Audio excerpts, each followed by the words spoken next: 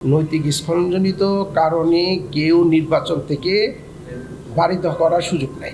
আপাতত তো উনি আজকে তো এমপি আসেনি, তাই না? নিষ্পত্তি না হওয়া পর্যন্ত তো উনি এমপি থাকবেন। কোনো ব্যক্তির বা কোনো রাজনৈতিক দলের দরখাস্ত বা চিঠির ভিত্তিতে এই বিষয়ে আমলে নেওয়ার সুযোগ খুবই কম। জামাত কর্তৃক যে বরখাস্ত করা হয়েছে সংশ্লিষ্ট এমপিকে, এই মর্মে কোনো চিঠি অদ্যাবধি কমিশন পেয়েছে কিনা আমার জানা নাই। যদি এরকম চিঠি আসে তাহলে সেটা বিচার বিশ্লেষণ করে কমিশন সিদ্ধান্ত দেবে। তবে আমি ব্যক্তিগতভাবে মনে করি যে জামাতের চিঠির ভিত্তিতেই এ ব্যাপারে ওই সংশ্লিষ্ট এমপি বিরুদ্ধে বিশেষ ব্যবস্থা নেওয়ার সুযোগ কম। পার্লামেন্ট থেকে যদি এটা রেফার করে, কনস্টিটিউশনের আর্টিকেল 66 সাব আর্টিকেল 4 অনুযায়ী যদি পার্লামেন্ট থেকে যদি এটাকে ইলেকশন কমিশনের কাছে রেফার করে, তখন ইলেকশন কমিশনার এখানে যথাযথ সাক্ষ্য বা তদন্তপূর্ব তার সিদ্ধান্ত জানাবে। না, সহোদ্যোগে নেওয়ার কোনো সুযোগ নাই, কারণ ওনার যে মরাল টার্পিচুটের যে বিষয়টা আসছে, এটা কোনো নির্বাচনের জন্য কোনো অযোগ্যতা না।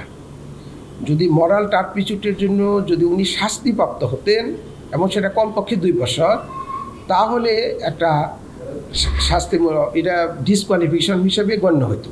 আর ডিসকোয়ালিফিকেশন হিসেবে যদি গণ্য হতো তাহলে আরপিওর 12(8) অনুযায়ী স্ব-উদ্যোগে বা on the basis of the news or information given by any body, তখন আমরা সিদ্ধান্ত নিতে পারতাম। কিন্তু এই যে বিষয়টা, এই বিষয়টা কিন্তু অযোগ্যতা সংক্রান্ত না। AKS অর্জন করলো গিনেস ওয়ার্ল্ড রেকর্ডস। AKS আচ্ছা, এই ব্যাপারে আরপিওর 12(8) দিয়েও নির্বাচন কমিশনের পক্ষে কোনো ব্যবস্থা গ্রহণ করা সমীচীন না এবং সম্ভব না। দেখেন, এটা তাদের আচরণবিধি, পার্লামেন্টের আচরণবিধিতে এটা হতে পারে। আমাদের কাছে এরকম কিছু নেই। আমাদের এখানে নৈতিক স্খলনজনিত কারণে কেউ নির্বাচন থেকে বারিত করার সুযোগ নেই। নৈতিক স্খলন কারণে যদি শাস্তিপ্রাপ্ত হয় এবং সেটা কমপক্ষে 2 বছর, তাহলে তার বারিত হবে। কাজে এখানে তো তিনি শাস্তিপ্রাপ্ত হন নাই, জেলে থেকেও তো নির্বাচন করা যায় না। চিঠি পাওয়ার ব্যবস্থা একেবারেই, চিঠিটা আসার পরে চিঠিটা বিচার বিশ্লেষণ করে আমরা দেখব যে চিঠির অনুযায়ী কী ব্যবস্থা গ্রহণ করা যায়। তবে নর্মালি আপনি ধরে নেবেন যে পার্লামেন্ট থেকে সংবিধানের 66(4) অনুযায়ী যদি রেফার করে, তাহলে এই বিষয়টা নির্বাচন কমিশন কগনিজেন্সে নিতে পারে। এর আগে অন্য পার্টির কোনো লিখিত চিঠির ভিত্তিতে কগনিজেন্স দেওয়া বোধহয় সুযোগ খুবই কম। আপাতত তো উনি আজকে তো এমপি আসেনি, তাই না? নিষ্পত্তি না হওয়া পর্যন্ত তো উনি এমপি থাকবেন। তবে উনি যদি পদত্যাগ করেন, সেটা কিন্তু আমাদের কাছে আসবে না, নির্বাচন কমিশনে আসবে না। সেটা আর্টিকেল 67 অনুযায়ী পার্লামেন্টের মেম্বার থেকে পদত্যাগ করা, একটা মেম্বার থেকে পদত্যাগ করা, আর একটা হচ্ছে পার্টির থেকে পদত্যাগ করা। পার্টির পদক্ষেপ থেকে যদি পদত্যাগ করে এবং পার্লামেন্ট যদি সেটা নির্বাচন কমিশনের নিকট প্রেরণ করে, তার নির্বাচন কমিশন যথাযথ তদন্তপূর্বক বিষয়টির উপর তার সিদ্ধান্ত দেবে। না, পার্টি থেকে বহিষ্কার করলে এমপি পদ যায় কিনা, এটা খুব কন্ট্রোভার্সিয়াল বিষয়।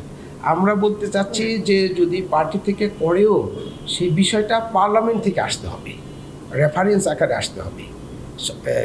শাসনতন্ত্রের বা আমাদের কনস্টিটিউশনের 66 সংবিধানে 66(4) অনুযায়ী। সাধারণতভাবে তো আপনাকে আগেও বলেছি যে নির্বাচন কমিশন কোনো বিষয়ে এ বিষয়ে কগনিজেন্স নেয় যখন সেটা পার্লামেন্ট থেকে রেফার করা হয়। তো এই বর্তমান কেসে পার্লামেন্ট থেকে এখন কোনো কিছু রেফার করা হয়নি। যদি এরকম কোনো রেফারেন্স পাওয়া যায়, তাহলে নির্বাচন কমিশন যথাযথ তদন্তপূর্বক এ বিষয়ে তার মতামত জানাবে। নর্মালি যে ওই চিঠির ভিত্তিতে স্বাভাবিকভাবে ধরে নেবেন যে আমাদের কিছু করণীয় নাই। এটা একটা ম্যান্ডেটরি প্রভিশন, এটা প্রসিডিউর ম্যাটার, কিন্তু mandatory provision. It must be referred by the speaker to the commission. তখন কমিশন এটা কগনিজেন্স নিতে পারবে, আমলে নিতে পারবে। কোনো ব্যক্তির বা কোনো রাজনৈতিক দলের দরখাস্ত বা চিঠির ভিত্তিতে এই বিষয়ে আমলে নেওয়ার সুযোগ খুবই কম। প্র্যাকটিক্যালি নাই।